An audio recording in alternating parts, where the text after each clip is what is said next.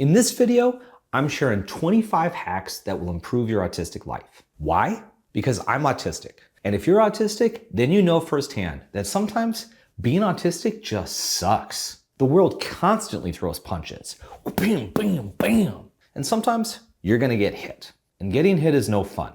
Getting hit constantly just sucks. I got tired of getting punched all the time. So I buckled down and figured out ways to help me. Because even small changes can make a big difference sometimes. So how do you help yourself and avoid some of these punches? You learn to slip a punch with these 25 hacks to improve your autistic life. I guarantee many of these will work for you, just like they've worked for me. See how I did that? You'll be doing it too soon. So let's get at it. Number 25, curate a supportive environment. The people and spaces around you matter.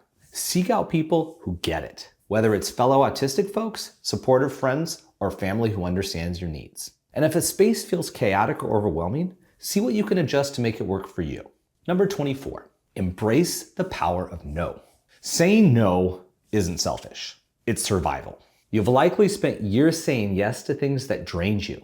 Now's the time to reclaim your energy. Take back what's rightfully yours! I always wanted to do that. Idiot! Practice simple, guilt-free no's. Don't need to over-explain, just a clear, straightforward, nope, no thank you. Number 23, keep snacks handy to manage overwhelm. Hunger can amplify everything. Stress, sensory overloads, and even meltdowns. This has happened to me. I completely lost it once because I brought a mini Snickers bar with me on a nature walk and it melted in my pocket. I got dizzy all of a sudden and went for the bar, but it was a hot pile of melted mess and I wasn't ready for that. Yeah. I can't believe I lost it over a melted mini Snickers bar. But I can't be the only one. Otherwise, how did hangry become a thing? Don't get angry, just keep snacks everywhere. In your bag, car, office, and home. And your pockets. But don't keep chocolate in your pockets for too long, because it'll melt. Snacks save lives, folks. Number 22, schedule recovery time. Socializing and masking and just being out in the world can take a toll. Throw in a stressful appointment and you will need recovery time. If it's a dental appointment, you might need a 6-month vacation or longer. Plan buffer time to recover after stressful events or interactions. Think of it as refueling your internal battery. Number 21, declutter your space to declutter your mind. Clutter kills my brain. Cluttered space can create a cluttered brain and then overwhelm. And then I start breaking dishware, which is never good. Glass everywhere, lots of loud noises, no bowls to use for cereal. Probably shouldn't do that anymore, at least not this week. But it does help with the decluttering of spaces. What was I talking about? So I try to avoid clutter, but I also create a lot of clutter, which is kind of interesting and somewhat tiring and completely useless from an evolutionary standpoint. So start just by decluttering one area at a time, or designate messy zones to keep the chaos contained in specific areas. This is my not dirty, but not clean chair. Number 20, find or create community. Late diagnosed life can feel isolating, but you're not alone. That's the best part of us starting this channel and creating our community here. So seek out autistic communities, online or in person, where you can share experiences and feel understood. Number 19, build a routine that supports you. You spent years adopting to other people's schedules, or even just the schedule that the neurotypical world thinks is normal or right. From the time you were a kid going to school at the crack of dawn to a lot of jobs, now's the time to create a routine that works for you. Figure that out by playing with routines to see what fits. For me, I hate waking up to an alarm. But if I have things scheduled right away in the morning, I can't sleep because I'm worried I'll oversleep. So I don't plan things for the early morning. I also changed my sleep routine. You're not gonna believe this, but I'm in bed most nights between 7:30 and 8 p.m. I know, early, but it's what works for me because it gives my brain plenty of time to wind down and I have lots of hours to be in bed. I wake up on my own around 6 or 6:30 every single morning without an alarm. Alarms are for wimps. That doesn't even make sense. Idiot. So find out what works for you with time for meals, breaks, decompressing, and hobbies. Number 18, stim freely. Stimming isn't weird. It's your body's natural way of regulating. Let yourself stim without judgment, whether it's pacing, tapping, or fidgeting. Number 17, choose comfort over expectations. You've probably spent years trying to look put together. Well, ditch the scratchy clothes and invest in sensory-friendly fabrics that make you feel good. You can find a lot that still look good, but you'll also feel much better too. A lot of people ask about the clothes I wear, so I've added a link in the description of my all-time favorite articles of clothing. These are things I wear basically all of the time. Number 16, build transition time into your schedule. Jumping from one task to another can be jarring and disruptive and diarrhea-inducing. So what you need to do is add buffer time to reset between activities. I use short walks, 5-minute sensory breaks, and sometimes I just sit quietly in a comfy chair. I did this by writing down my normal schedule and then seeing where there were times that I felt stressful or jarring to task switch. I moved things throughout the week so I could do less of that within one day. Then I saw there are transition times and I blocked off 10 to 15 minutes at least for that switch. I'll drop the simple weekly template I use below. It's free, so grab it in the description. Number 15, adjust your environment for sensory comfort. Lights too bright? Sounds that are too distracting? You don't need that. Let's eliminate as much of that as we can. Use lamps instead of overhead lights or noise-canceling headphones for a more peaceful environment. I have desk lamps next to my couch and also my bed that I use a lot instead of overhead lights. And my HomePod is great for consistent background sounds that keep my brain calm. Soft lighting equals a calm brain. Who knew? Number 14, advocate for yourself. So masking taught you to adapt or change things about yourself for others. But now we're gonna do a 180 because it's time to ask what you need. Whether it's quieter spaces, clearer communication, or more time to process, your needs are valid. Practice saying what you want nicely, but directly. Other people actually appreciate it, and they'll prefer the at ease you to the breaking dishware during a meltdown you. Okay, maybe that's me and not you, but you get the idea. Can we dim the lights in here? Please. Thank you. Number 13, use visual reminders. Out of sight, out of mind is real. Use sticky notes, calendars, or visual schedules to keep track of important tasks. Debbie and I use tons of sticky notes when we're planning things, and it's so satisfying when we get to remove one because the task is done. The sticky notes are an easy way for me to also see how much stuff I have going on and to brain dump things to remember so I don't have to keep mentally reminding myself on repeat.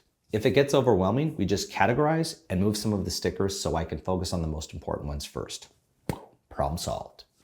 This sticky note, my daily reminder to stop breaking dishes.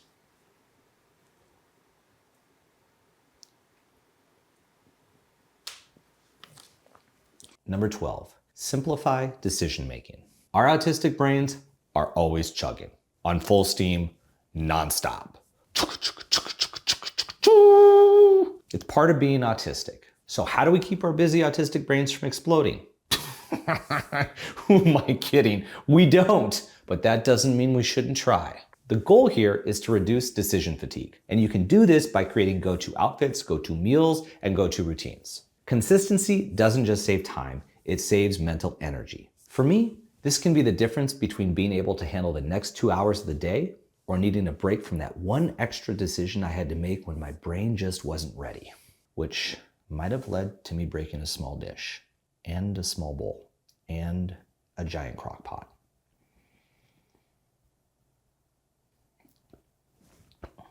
Do I own 20 of the same hoodie? Yes. Yes, I do. Multiples of the same color? Shy. Number 11, practice gratitude for small wins. Okay, don't freak out here. I'm not talking about those 30-minute gratitude meditation sessions. How do people even do those? Talk about freaking boring. I tried to do those lengthy gratitude meditation series for 6 months, and I didn't feel more grateful afterward. I felt ripped off and behind in my work. Progress isn't about giant leaps. It's about tiny steps. Rather than dive into a 4-hour-long gratitude meditation gala event, start by celebrating the small wins. Things like setting a boundary or making time for yourself. Number 10, prioritize recovery days. Masking and socializing throughout the week can leave you emotionally and physically drained. It's exhausting and not sustainable if you don't want to hit autistic burnout. And trust me, you do not want to take a joyride through burnout backcountry. I think I'd rather sit on a hot toaster. Maybe not. That's weird. Probably shouldn't have said that. Idiot! Schedule at least one day a week where you can rest, unmask, and recharge. No commitments, no judgments, just self-care. However that looks for you. If you can do more than one day a week, that's even better. Number 9, find joy in solo activities. Spending time alone doesn't mean being lonely. Solo activities like reading, walking, or spending time with your special interest or hobby can be deeply restorative.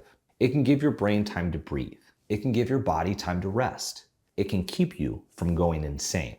Alone time isn't always valued in today's world, but for autistic people, especially introverts, this time is needed.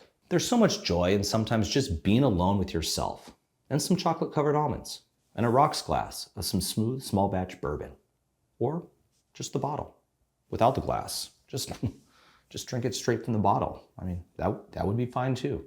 Pretty normal behavior for a solo activity, just as long as the lights aren't off, but dim would be okay, or off. The lights off is fine too. Drinking bourbon by the bottle alone in the dark. That's got to be a life-improving autistic hack. Sorry, what was I talking about again?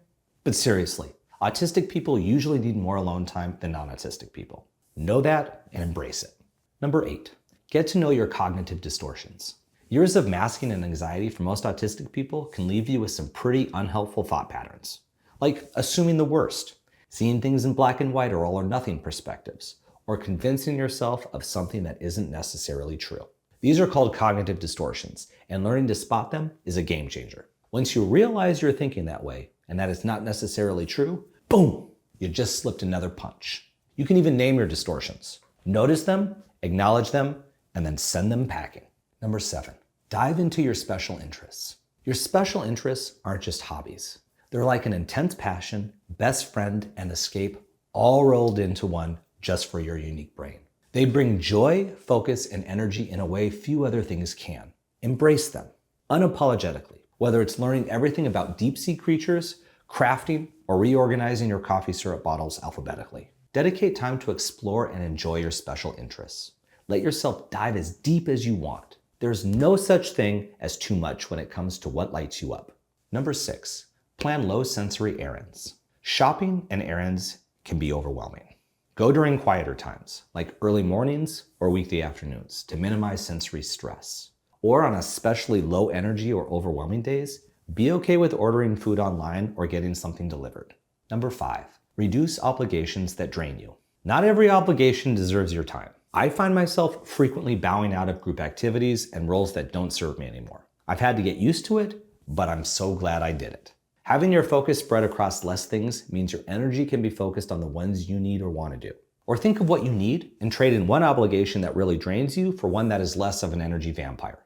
Like maybe driving kids in a carpool is very, very draining for you. Maybe you can be in charge of arranging snacks instead. Or don't volunteer for a while and say that you have too much on your plate. Just think of what works for you and cut down on the energy drains. Number 4, experiment with movement that feels good. Forget traditional exercise routines. 1, 2, 3, and 2 hearts. These are for you! Find movement that feels natural and good for you, like stretching, dancing, boxing, or walking in nature.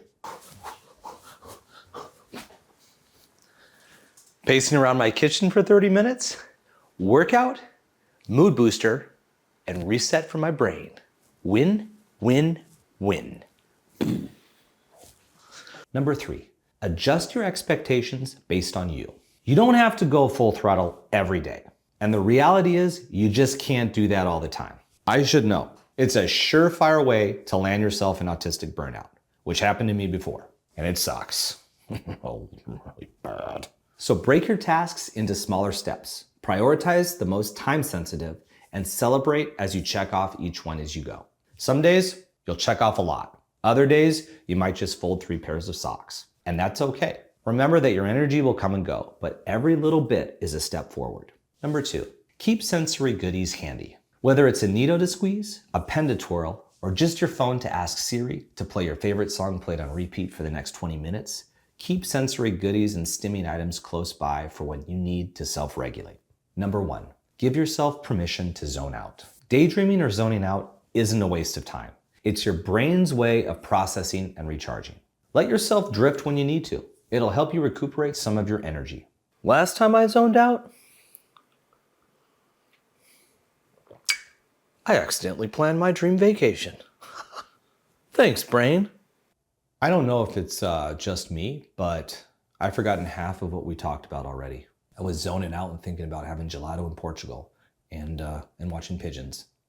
Anyways, we have this entire list that I've covered in a free download in the description. Don't forget to grab it. And that's my list of 25 hacks to improve your autistic life. Which will you try first? Let me know in the comments. And add your own hacks to help us all here. Thanks for watching.